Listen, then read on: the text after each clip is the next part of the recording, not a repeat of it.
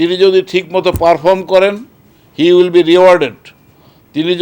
তিনি যদি পারফর্ম করেন, ব্যাংকের জন্য কন্ট্রিবিউট করেন, তার অবদানকে আমরা মূল্যায়ন করব এবং তাকে পুরস্কৃত করব। আর যদি আমরা দেখি, আপনি প্রেতাত্মা শব্দটা যেটা বলেছেন, এই প্রেতাত্মা যদি থাকে তাহলে সেখানে কিছু দোয়া দরুদ পড়তে হয়। হ্যাঁ, কিছু দোয়া আছে, সেগুলো আমরা শিখে নেব, এই দোয়া পাঠ করব যাতে নাকি প্রেতাত্মা দূর হয়ে যায়। যে আমাদের বোর্ডে এসালামের কোনো প্রেতাত্মা নাই।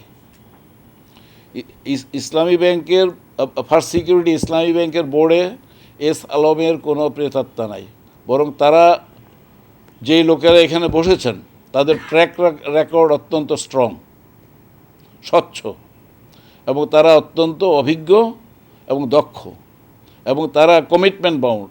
তারা একেবারে জিহাদ, আমরা বলেছি ইতেকাফের যে স্বভাব হয়, ইসলামী ব্যাংকে সময় দেওয়াটাকে আমরা ইতেকাফের সাথে তুলনা করছি। আমরা 5 জন ডাইরেক্টর, তো সেই ব্যাংকের বোর্ড সম্পর্কে তো আমি ক্লিয়ার করলাম।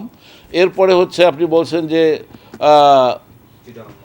প্রেতাত্মা, আমি চিটাগাং বাংলাদেশের অংশ, এবং এটা হচ্ছে ইসলামের প্রবেশদ্বার চট্টগ্রামকে আমি সেই মর্যাদার দৃষ্টিতে দেখি।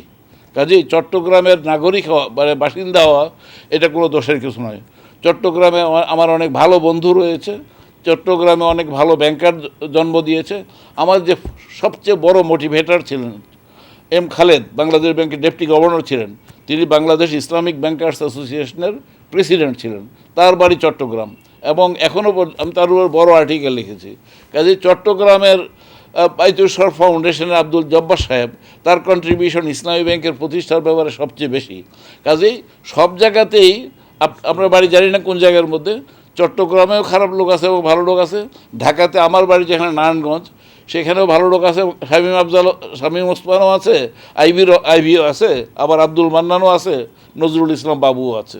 কাজেই এটার কোনো, সব ধরনের লোক একটা জায়গায় বাস করে। আমাদের ব্যাংকে আমার জানা মতে যেটা আছে, আমরা তো দেখছি, নতুন আমরা এখানে এসে আমরা দেখছি যে কোনো ব্যক্তি কোনো বিশেষ এলাকা থেকে এসেছেন, এটা তার জন্য কোনো দোষ না। তিনি যদি ঠিকমতো পারফর্ম করেন, হি উইল বি রিওয়ার্ডেড। তিনি যদি পারফর্ম করেন, ব্যাংকের জন্য কন্ট্রিবিউট করেন, তার অবদানকে আমরা মূল্যায়ন করব এবং তাকে পুরস্কৃত করব। আর যদি আমরা দেখি, আপনি প্রেতাত্মা শব্দটা যেটা বলেছেন, এই প্রেতাত্মা যদি থাকে তাহলে সেখানে কিছু দোয়া দরুদ পড়তে হয়। হ্যাঁ, কিছু দোয়া আছে, সেগুলো আমরা শিখে নেব, এই দোয়া পাঠ করব যাতে নাকি প্রেতাত্মা দূর হয়ে যায়। স্যার, আপনি 2012 সালে এই